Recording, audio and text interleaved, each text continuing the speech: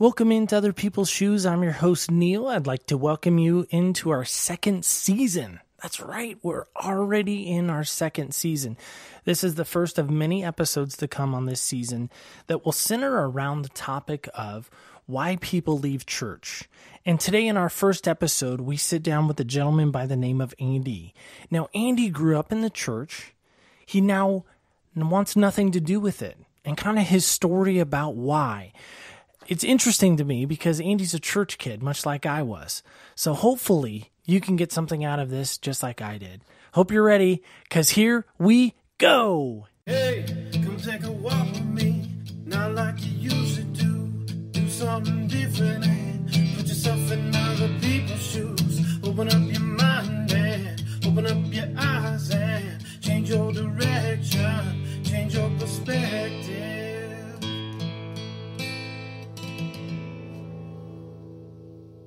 Welcome into Other People's Shoes. I'm your host, Neil. And if there was ever a time and ever a moment where I wanted a camera to show us while we're podcasting, recording, this might be that moment.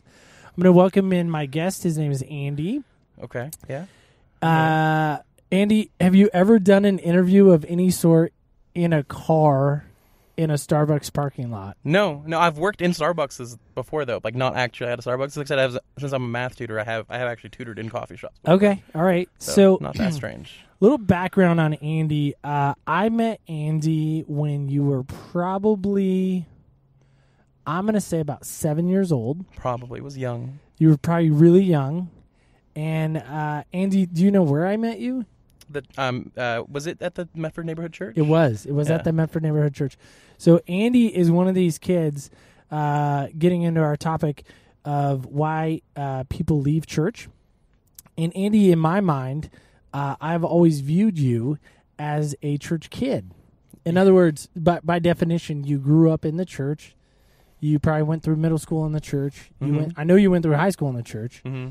And then now all of a sudden you're how old? Help me out, because I don't even 30. know how old you are. Almost 30. Almost 30 now. Yeah, okay, wow. Yeah. It'll be in in March. I'll be 30. And see, I'll be 39 in March. Yeah. So I have 9 years on you. Mm-hmm. So much like me, I was a church kid too, but I stayed. No disrespect to Andy, but I stayed, and he decided to go. But I remember your parents. We had a pre conversation about your dad, and I love your dad dearly. He's since passed. And your mom equally is a special place in my heart. I love both those guys and gals. But Andy agreed to come on the podcast today, so we'll get into this right now. But that's kind of the background. So Andy, thanks for taking some moments with me. Yeah, absolutely. Okay, so we're just gonna jump in. It's cramped in my little plug out here for Toyota Corollas. We're in my Toyota Corolla because it's really windy today, and Starbucks was really busy. Anyway, so here we go. So Andy, when did you first start going to church? We kind of talked about it a little bit, but do you remember exactly how old you were? This is funny because I actually went through a bunch of family stuff recently, and I found a pamphlet that was from when I graduated that was sent out by the church. It was like a newsletter done by the Medford Neighborhood Church. Okay. When I graduated, and it talked about when I first went to church, I actually used to go to the daycare in the church. I was going to that church as young as it's possible for me to remember because I was that young. Right.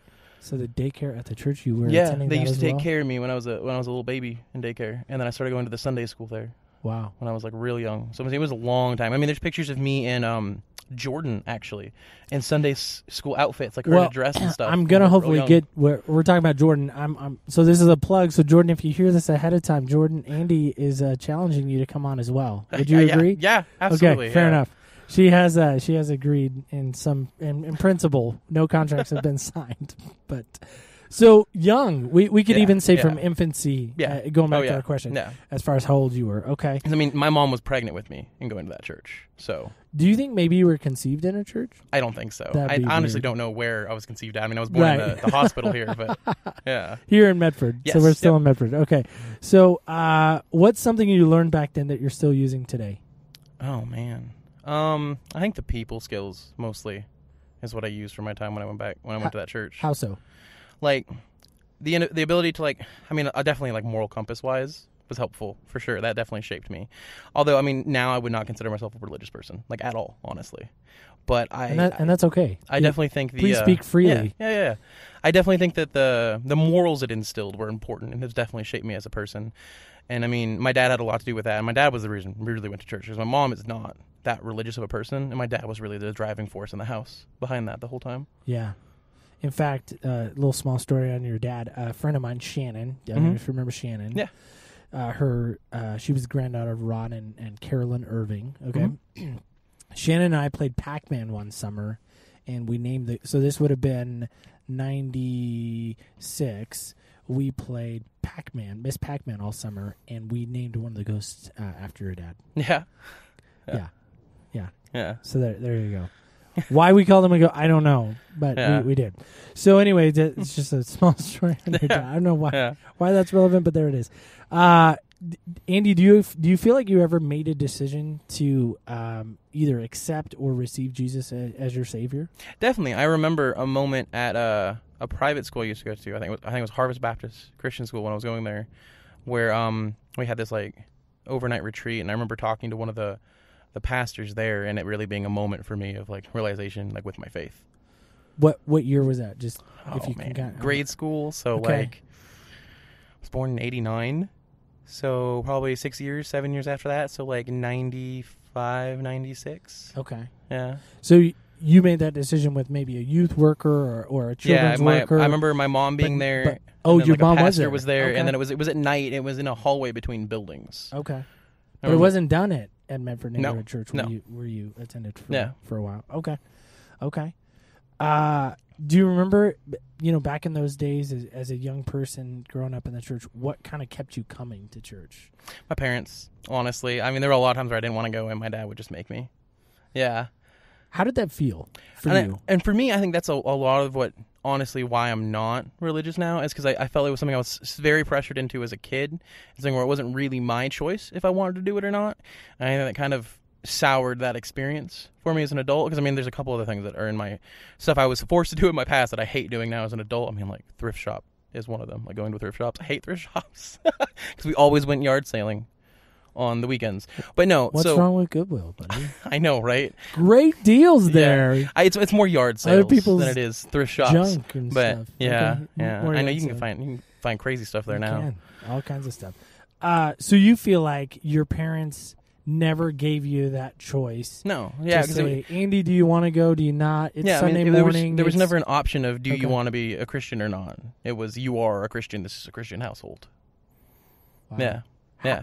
How did that affect you, like later in years, like in high school and stuff? Because at that point, you're more cognizant. I guess you have a more cognizant thought. You have a more, we'll say, independence. Mm-hmm. Because again, you're growing up. You're making your own choices. You're, a lot of times high schoolers get jobs and start making their own money. I mean, how did that come into play too? And I definitely think in that point in my life, I guess I said my faith was strong.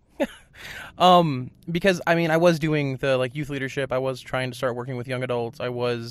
Occasionally would give I think once or twice I got up in front of the congregation and gave a sermon. So like I was trying to give it my all, but I think ultimately it was something where like I didn't fundamentally believe it. So it was hard for me to make that faith be there.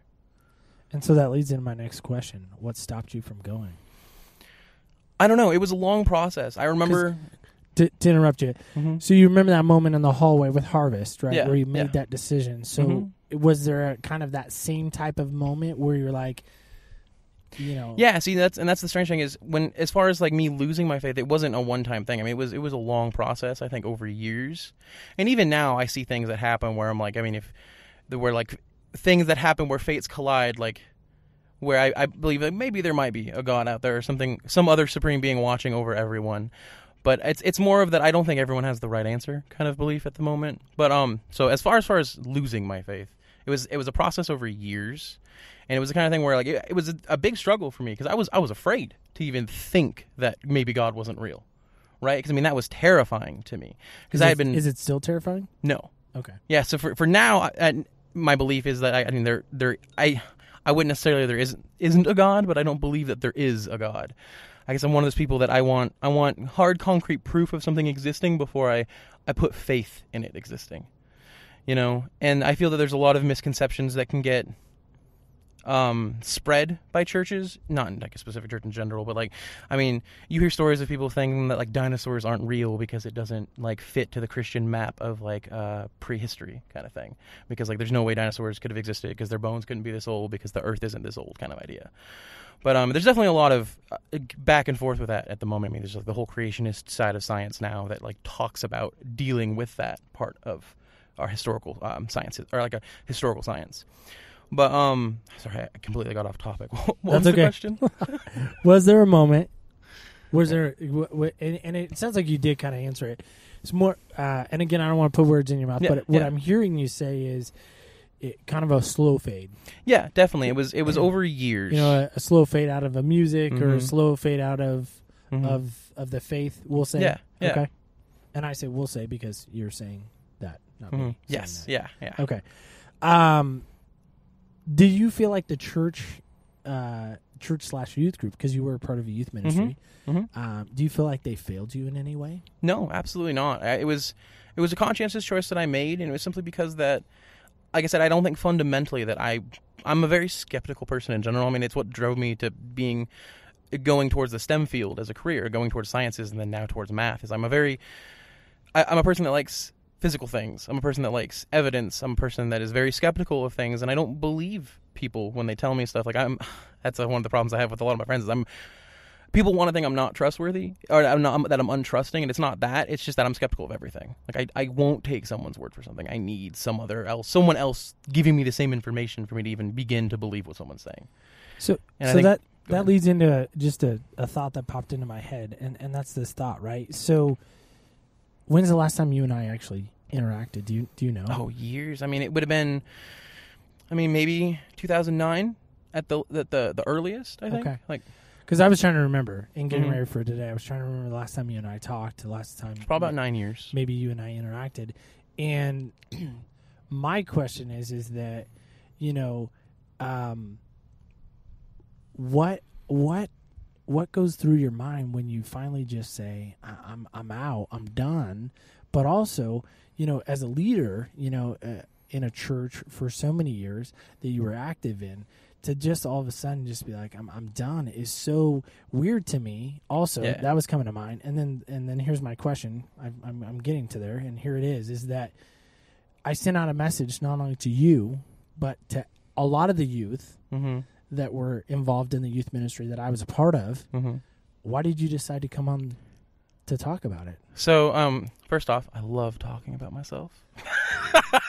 Who doesn't? I know. Okay, but so self incrimination there. Absolutely. Okay, but a lot of it has to do with the fact that while I may not be a religious person, I believe that my time I spent at the church was not wasted, and I believe that my time with the youth ministry and the leadership wasn't wasted, because I believe I learned important life skills and important like coloring of a moral compass. Like, it makes me who I am today. The reason I make the moral decisions I make today are because of the church I grew up with, because of all those people that were in that environment. While I may not be religious, I do think that the church still serves a purpose, even in a non-religious society, because of how it teaches young adults to be responsible for themselves, and how it teaches them to be, you know, like upstanding citizens. And then I also learned a lot of leadership skills that I use in my daily life. I mean, I still work with young adults at my job, so I mean, I still use those skills I learned back then. Got it. Whether or not it's in a religious fashion. So going back to this too, this failure idea, did any leaders fail you in any way? I don't think so. I don't think I can think of any specific instance where I felt like a leader had failed me in some way. Or let you down in any way? No. They were always there for me when I needed them to be. And I mean, I may not have at the moment wanted them to be saying what they were saying or doing what they were doing, but as a adult and a fully can I cuss? I guess that's something we should go over. I guess probably not, right? Try not to if you can. Okay, so as a fully grown adult, because then I would have to change a filter on iTunes. Like bleep it out or something. Exactly. Oh yeah. So as a fully grown man, I can't remember what the question I was going to answer is now. Did anybody fail you? Any leader? As a grown man, I can see why they made the decisions they made. Right? As a kid, I may not have understood it, but as a grown adult, I get it. I see it from the other end of the perspective. Sure, finally, that makes sense. Yeah. Okay.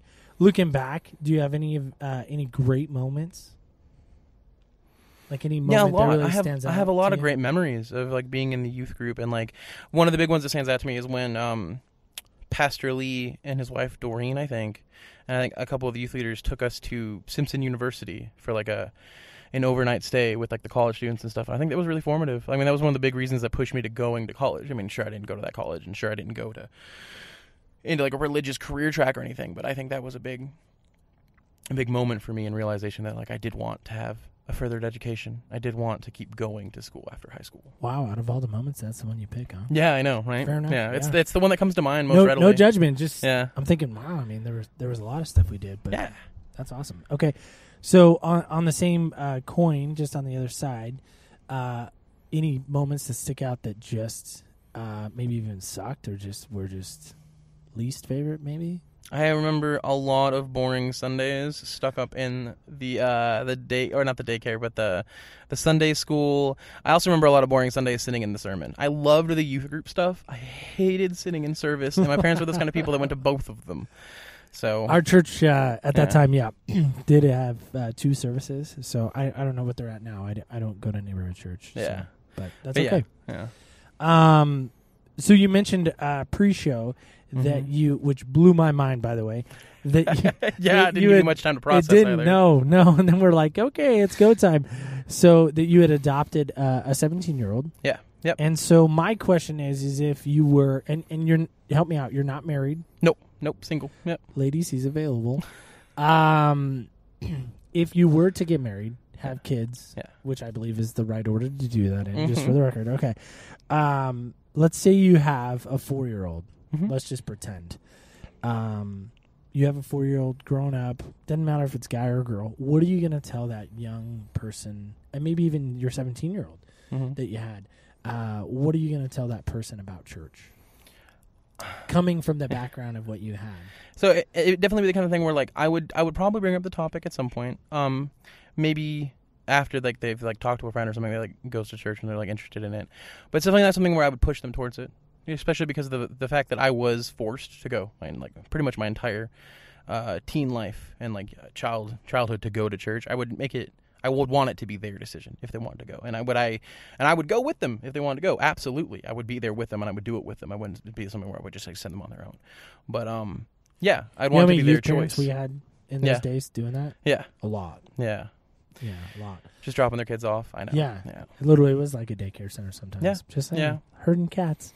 And like I get that too, because I mean, like having raised a 17-year-old girl for like it was only 2 years, and now that she's moved out, but like, oh my God, I get it. Sometimes you need time to yourself, like, because I mean, they're all your life when you're not at work, and when you're not. Like, because I'm going to school at the same time. So, like, when I'm not working or in class, like, she's everything. I'm literally everything else in my life is, like, revolving around her and helping her. Yeah, no disrespect to what you did, because, you did a great thing by taking in the 17-year-old young lady. But, buddy, you kind of got a break. You didn't get the sleepless nights. You didn't get the potty training. You didn't get the kindergarten award ceremonies that you think church is boring. I'm just saying. Okay. So just, perspective. Just trying to give you something. Okay. So what keeps, and maybe you kind of answered this, maybe you didn't. What keeps you from going back to church now? Honestly, probably don't laziness.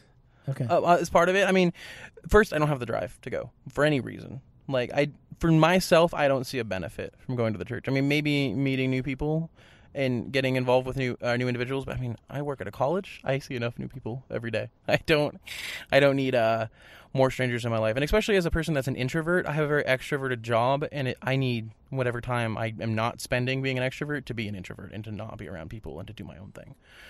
Living with roommates is hard enough, let alone having to devote every Sunday to going to church. I mean, I think, especially like when I'm in full swing during the school year, I mean, I only get Sundays off. I don't think I'd be wanting to wake up early and go to church. And I mean, there might be churches that like have sessions at noon or 1 or like a Bible study I could go to, but it's the kind of thing where I don't see what benefit I would gain from it. So it's not even in my wheelhouse of thought of, will I go to church this week? Okay. So who or what has authority over your life? Me? I mean, yeah, me. And of course, there's like decisions where like I could do whatever the hell I wanted, but I mean there are repercussions, and I think about those. And it's me, and it's me that enforces my own moral compass, really. And it is me that is the overarching controller of my life. I mean, at this point, because like I do the decisions I want when I want to. I mean, I guess it sounds bad to a point. Like I said, I'm not like a sociopath or like a killer or anything. But like, yeah, I am my own moral compass. I am the one that controls my decisions and what I want to do in life. And do I think that maybe there is something out there controlling everything so that fate works its way out? Yeah, because I mean, I made it to this point. So I mean, like, if there is somebody looking out for me, they're doing a damn good job. But I mean, I also have to take responsibility for that too. Because if I don't, like, where's that going to put me? Right. Okay. So this is from the Barna Group. They did a 6-year study on why young people leave the church. It actually, by church standards, they're viewing it as an epidemic. Yeah. Of why people are leaving, and you kind of fall into that category of church kids that then left. Yeah. Okay. Yeah. So, reason number 1, churches seem overprotective. Agree or disagree? I would disagree with that. I don't think they seem overprotective. Why? I mean, so I think my sample size is small, right? I think I've gone to 6, maybe 7 churches. I mean, being a math person, a good sample size is 30, so not big enough. But I don't think they're overprotective. I mean, maybe of their individual members. I guess there are some things about... There are some of the individuals that went to Medford Neighborhood Church that I don't think should have been individuals going to a church. Because, I'm not going to put anyone on blast, but there were some individuals that shouldn't have been around children or young adults that were members of the church, and one of them was an elder at the church. And it's just kind of thing where I think that was not necessarily okay. That was not a good situation to be putting those individuals in. I mean, yes, do people deserve second chances? Yeah, but these are people with a convicted past that shouldn't be in that position. Yeah, I totally agree. And I said it in a previous episode, but it bears repeating. My intention is never to bash a church or to bash a place of faith. So you've heard us mention Neighborhood Church a few times. Where our intention is not to bash Neighborhood Church. We both look back. I'm speaking for you too, but I think we both look back on it with very fondness. Oh yeah, it was a huge positive experience in my life, and it absolutely shaped me as an adult. Just so we're clear. Okay, just get that disclaimer out of the way. Okay, reason number 2: teens and 20-somethings experience Christianity as, teens and 20-somethings experience of Christianity is shallow. Yeah. Agree or disagree? I kind of agree because, like, I mean, what I remember from church was that as a kid in Sunday school, we learned the actual like history of the Bible and all that. I think that was the best part about it. The sermons, to me, felt like somebody else imposing their views on me, which is fine if I agree with their views. It's not fine if I don't agree with their views. And when you're a kid or a teen and you're in that situation, you're just going to tune it out. So I can get that idea where they think that their viewpoint is shallow. But I mean, like, I feel like that's kind of a weird way to put it because I don't feel like, how would we make it more deep is the question. Like, great question. Yeah. And again, I didn't come up with this. This is a Barna, Barna.com research, 6 reasons why young people leave the church. So little plug to the Barna Group. And they actually did I believe it's a 5-year study on why people left the church. Great book out there. You Lost Me, in case you're ever interested and want to check that out. But that's a cool one to look at. Okay. Churches come across as I can't say that word. Antagonistic? Am I saying that right? Where's the word? I broke it out.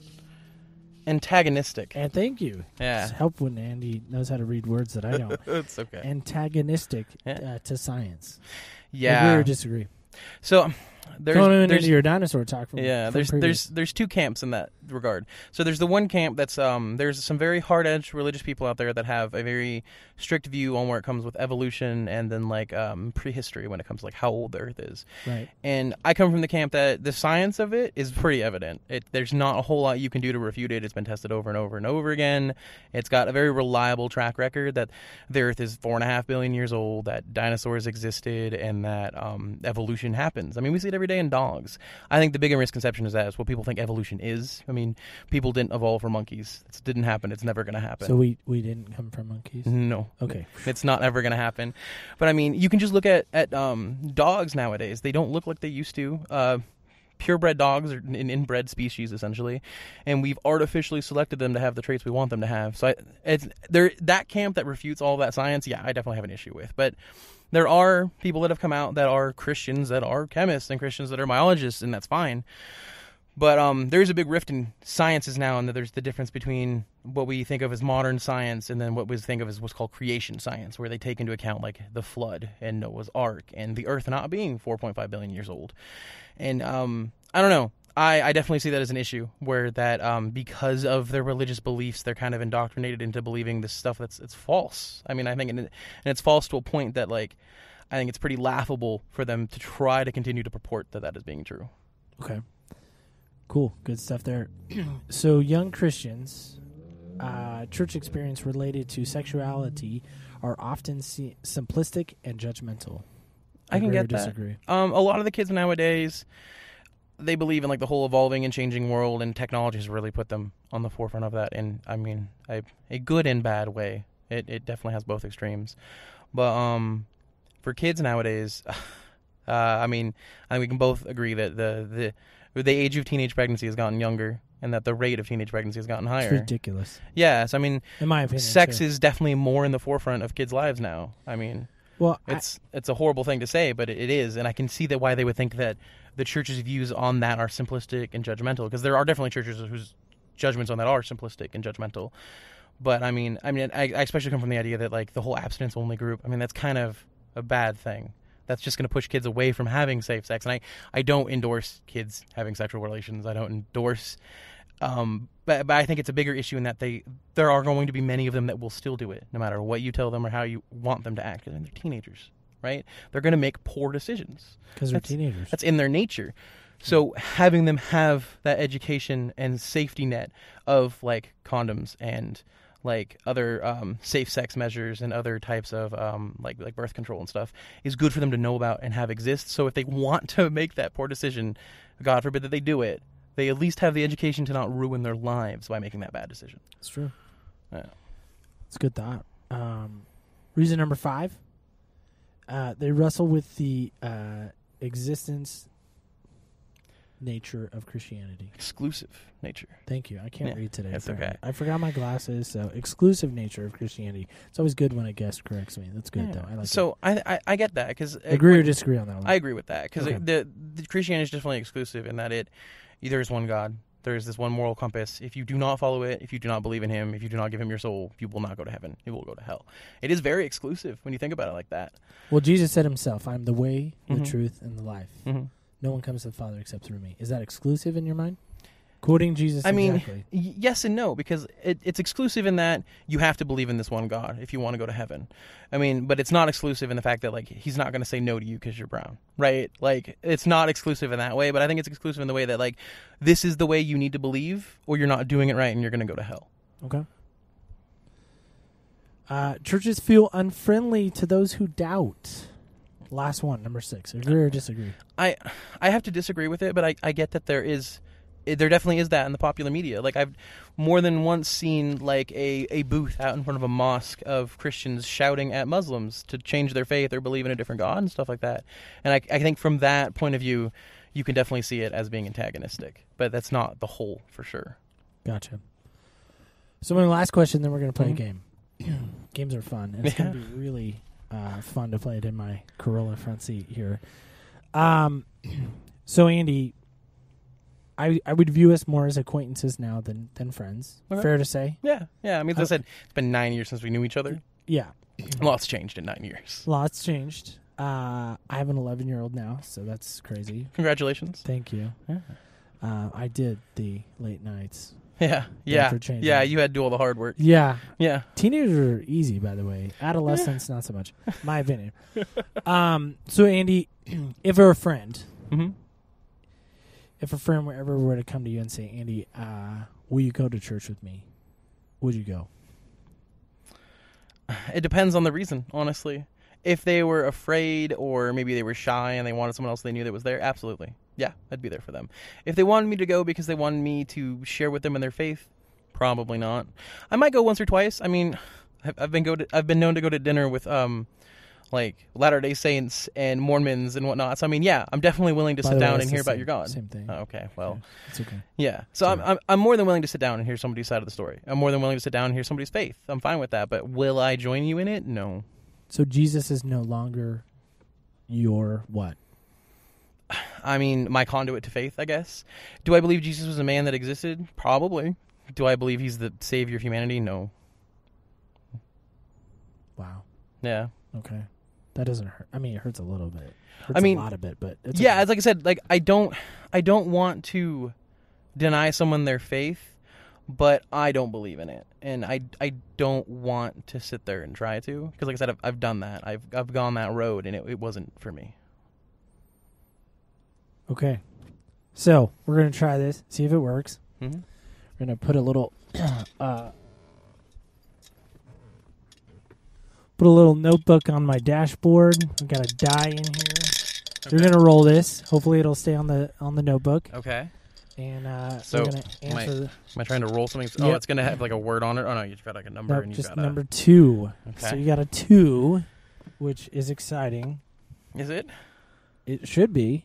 I just got to find my phone now. I like 2. It's the first even number that's prime. Or it's the only even number that's prime, Such actually. a math nerd. It's Dude, freaking me out right when you now. when you do math every day for 8 hours a day, like 6 days a week, oh, dude, you have to like it at some point.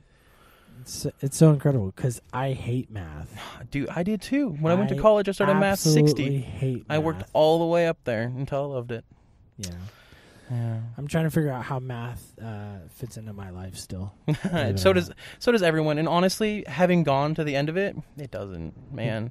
All the math you learn in high school and all the math you learn in college, unless you're in a STEM field, is so that you can learn calculus. If you don't decide to go learn calculus, honestly, all of it was for nothing. Wow. Okay.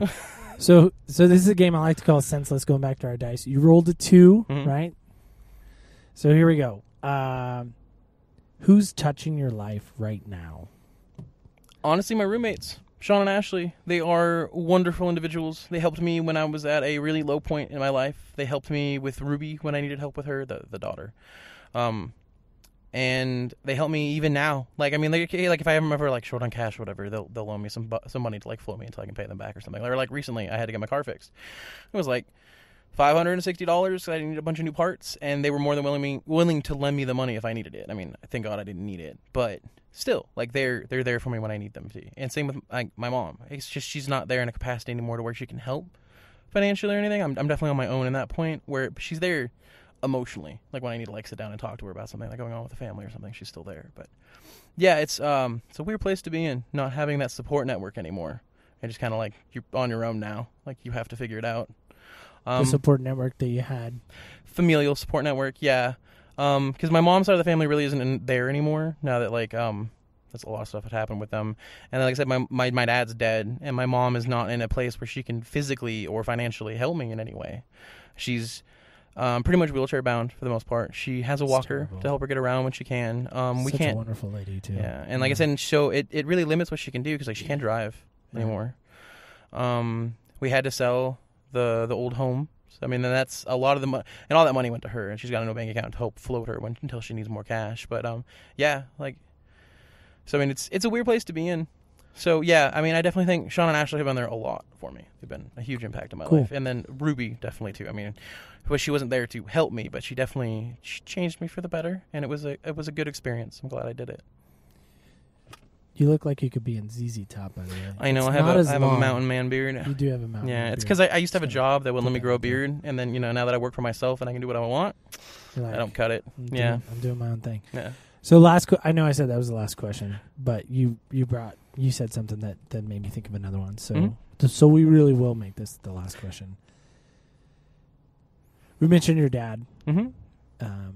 You mentioned that he passed. I think maybe I even mentioned that he passed. Yeah. And you mentioned him a few times, about making you go, and would you say even forcing you to go at times? Definitely. I think yes. I think you did say that. Yeah.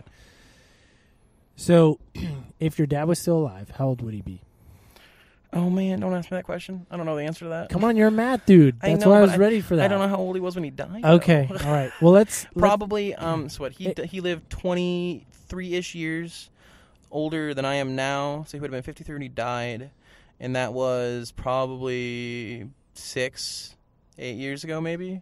No? You think he'd probably be in his 70s? Yeah. Okay. He'd be up there. So let's say he's in his 70s. Let's say he's in good health, because I know when he died, he wasn't in good health. But let's say he's in good health. He's upright. He's able to take care of your mom, even though they've had a separation in their relationship. But let's say he is. Okay.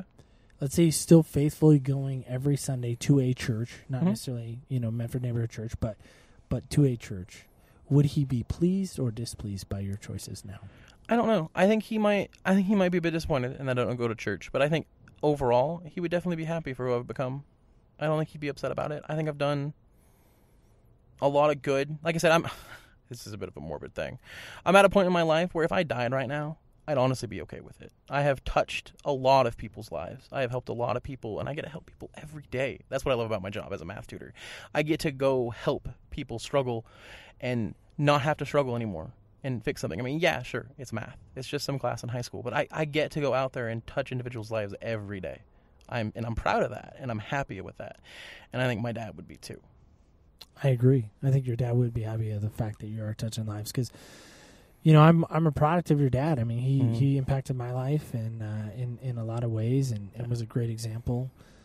Both your parents were, really, but your dad more so, just because I was involved with children's ministry back in the early days and he was involved in that. So, Andy, first off, thanks again. Yeah. I know I was honestly skeptical of why you said yes. Yeah. I'm always skeptical of why people say yes, though. Yeah. Because I don't get it. I'm like, what is it about it that they want to do it? But anyway, thanks for letting us walk in your shoes. Mm-hmm. Yeah. I don't know what size of shoes do you wear? 10.5 double E. 10.5 double E? Yeah, big old fat feet, yeah. Nice. Well, I wear 10. Well, I wear like an 11. But. Mine are just really wide. They're not long. Gotcha. Yeah. Okay.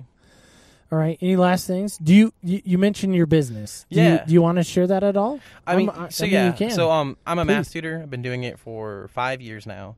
I just did this recently. It's over 6,000 hours of experience tutoring math, like just tutoring math. So it's definitely something where this is what I want to do for the rest of my life. Like my plans are to open up a prep school that you go to like after high school that like helps you get ready for college, or I'm working with Ashland High School to set up a credit retrieval program where they can come to me over the summer and retrieve credits that they lost during their high school year, because a lot of the clients I get pushed from South Medford High School or Ashland High School, where the teachers will contact me by email that they have students that are struggling, and then I'll contact the family. We'll work out an arrangement for payment and time and stuff like that. But I really love it.